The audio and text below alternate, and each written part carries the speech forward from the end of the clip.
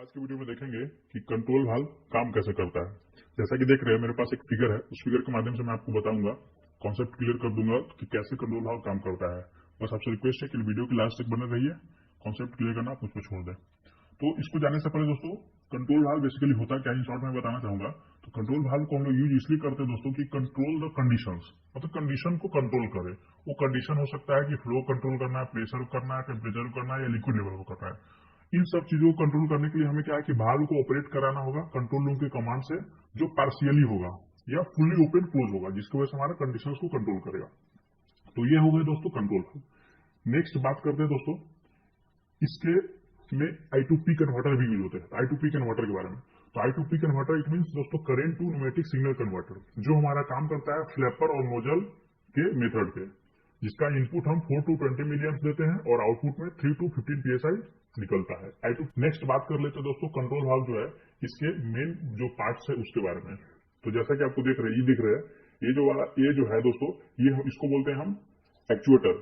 ये एक्चुएटर, अब बोलेंगे दोस्तों एक्चुएटर में भी दो तरह के एक्चुएटर होते हैं। एक होता है एयर टू ओपन, जिसको फेल क्लोज बोलते हैं, और एक होता है एयर टू क्लोज, जिसको बोलते हैं फेल ओपन। मतलब एयर टू ओपन और एयर टू क्लोज, दो तरह के होते हैं एक्चुएटर।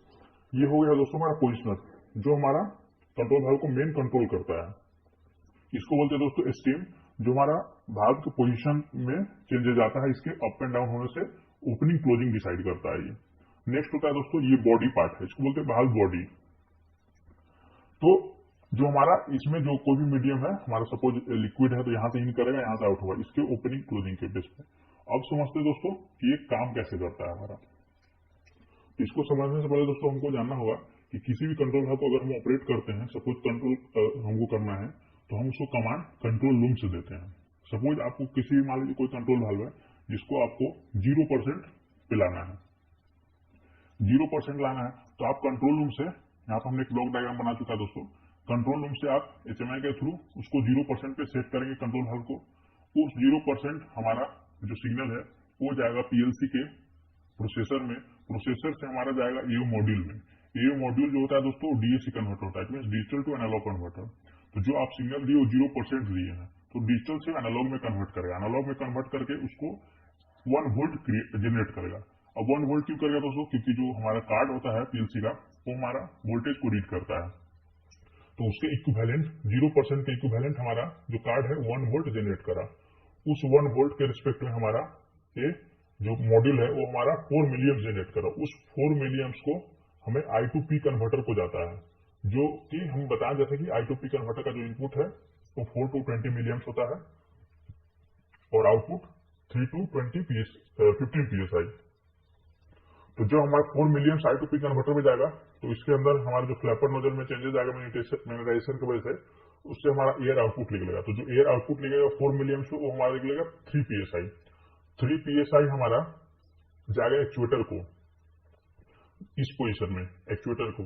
तो जिसकी वजह से स्टीम जो देख रही है हमारा वाल्व को मतलब ओपन या क्लोज करेगा। तो सपोज हम 3 psi देंगे, तो 3 psi पे जैसे कि मेरा 0% है, तो इस स्टीम में कोई चेंजेस नहीं आएगा, ये एज इट इज रहेगा।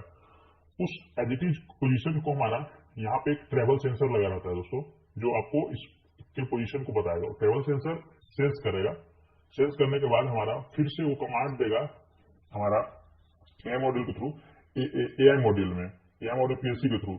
AI मॉड्यूल फिर से हमारा जो कमांड देगा वो दिया है कि हमारा अभी जो वाल्व है वो 0% पे है, तो 0% है, तो फिर से उसको कन्वर्ट करेगा कार्ड अपने ADC कन्वर्टर के थ्रू डिजिटल में।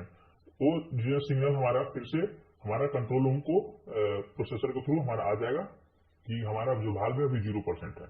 नेक्स्ट सपोज अब कर लीजिए दोस्तों, आप उसको 20 मिलियम्स दिए, मतलब इट मीन आप कंट्रोल रूम से उसको 100% का कमांड दिए। जब 100% का कमांड देंगे दोस्तों, PLC में जाएगा, अगेन ये मॉड्यूल में जाएगा, ये मॉड्यूल फिर से उसको कन्वर्ट करेगा DSCX के थ्रू, तो एनालॉग को सेंस करता है, तो एनालॉग में इक्विवेलेंट निकालेगा 5 वोल्ट के रिस्पेक्ट में। 5 वोल्ट निकाला, मतलब 5 वोल्ट के इक्विवेलेंट होता है 20 मिलियम्स, तो ये जनरेट करेगा 20 मिलियम्स। उस 20 मिलियम्स को हमारा I2P कन्वर्टर या पोजिशनर में जाएगा। उस पोजिशनर के आउटपुट से हमारा इस एक्चुएटर के वाल्व में जाएगा, जो वाल्व को ऑपरेट करेगा। वाल्व ऑपरेट करेगा, इट मीन वाल्व जो है 100% ओपन होगा, मतलब एक्चुएटर जो I2P कन्वर्टर के थ्रू जाएगा 15 psi जाएगा।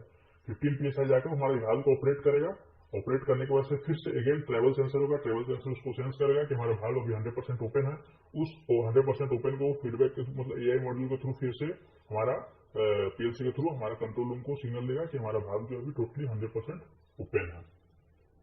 तो कुछ इस तरह से हमारा ये जो है काम करता है। नेक्स्ट बात करते हैं दोस्तों, इसके में I2P कन्वर्टर भी यूज होते हैं। I2P कन्वर्टर के बारे में, तो I2P कन्वर्टर इट मींस दोस्तों current to pneumatic signal converter, जो हमारा काम करता है फ्लैपर और नोजल के मेथड पे, जिसका इनपुट हम 4 to 20 मिलियंस देते हैं और आउटपुट में 3 to 15 psi निकलता है I2P कन्वर्टर का आउटपुट, जिसका हमें एक फॉर्मूला है P equal to I minus 4/16 into 12 plus 3। P pressure है, I करेंट सिग्नल है, इसका 4 to 20 मिलियंस है और प्रेशर का 3 to 15 psi है जो आउटपुट है I2P कन्वर्टर का। इसमें किसी भी वैल्यू को आप निकाल सकते हैं। अगर एक अननोन वैल्यू है, सपोज आप 4 मिलियंस यहाँ पे पुट करेंगे तो हमारा जो इसका P का वैल्यू आएगा वो हमारा 3 psi आएगा। सपोज आप 12 मिलियंस पुट करेंगे तो यहाँ पे 15 psi इसका जनरेट होगा, मतलब आउटपुट इस फॉर्मूला से कैलकुलेट होगा। तो इससे भी आप निकाल सकते हैं कि I2P कन्वर्टर का आप जो है आउटपुट कितना आ रहा है जब आप मिलियन सिग्नल देते हैं। तो ये जो दोस्तों देख रहे हैं 3 to 15 psi ये स्टैंडर्ड है, जो I2P कन्वर्टर का जो आउटपुट होता है वो स्टैंडर्ड है। तो कुछ इस तरह से हमारा ये जो है काम करता है उसको।